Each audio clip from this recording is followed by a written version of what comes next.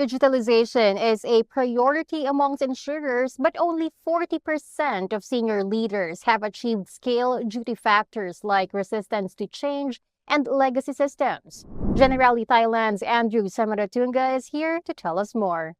So, Andrew, why do insurers struggle to scale digital initiatives despite prioritization?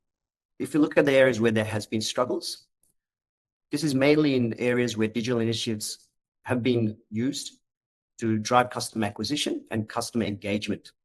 The challenges in driving scale with these digital initiatives has been the narrow application of them to the existing traditional insurance model.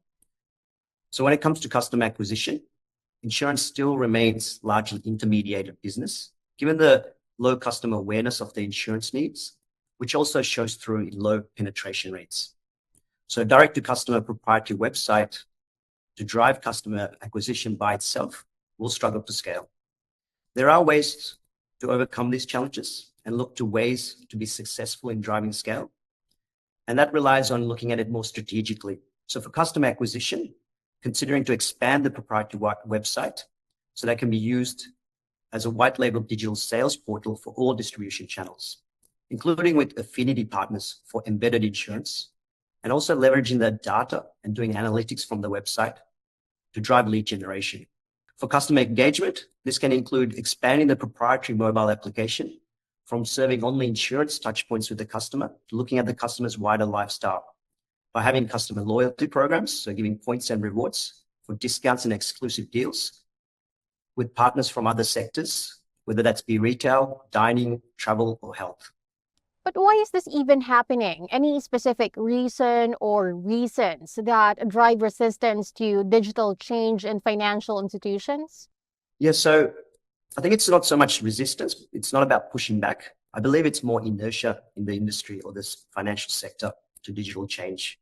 So there's the usual suspects of fear of job replacement, the lack of digital literacy, and also the significant investments needed, where there's more focus on shorter-term performance measures. Specifically for financial institutions, we have a long, centuries-old history of bringing financial security and confidence to the financial sector and to the economy. So as a result, we tend to err on the side of conservatism and risk averseness. Of course, there's also other hurdles, such as regulatory hurdles, and also the legacy systems, which also contribute to the slow pace of adopting digital transformation. Now, looking at the other side on successes, when it comes to leadership, how does it impact the success of digital initiatives in insurance? Leaders need to drive digital transformation top down and then to enable digital transformation bottom up. If you look at what leaders can do to drive transformation top down, that comes to having a clear vision, a clear commitment, and being more strategic beyond looking at in insurance, the traditional insurance model. This should also apply to all executives in the company, not just relying on a chief transformation officer. So showing curiosity, exploring, experimenting, and looking for quick and smaller wins to keep momentum. Of course, leaders should also drive top-down, celebrating success, however big or small, in digital transformation, and also, importantly, learning from failures. Looking at what leaders can do to enable bottom-up ownership of digital transformation. For example, they can embed digital transformation as part of goals and objectives and development of all staff. They can embed it as part of HR policy when it comes to recruitment, retention, and again, training and development.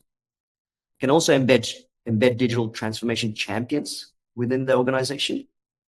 And of course, it's very important to create the environment bottom up by defining the governance for digital transformation, looking at regulations, ethics, customer impacts, and also prioritizing. And as a thought leader yourself, Andrew, we'd love to know your view on this. So when it comes to digital transformation within insurance, what's your view on the opportunities and rate or pace? But when it comes to enhancing efficiency, digital technology has been applied to automate underwriting, to automate the end-to-end claims processing, and more recently with AI, using AI to drive motor damage assessment and also for claim fraud detection.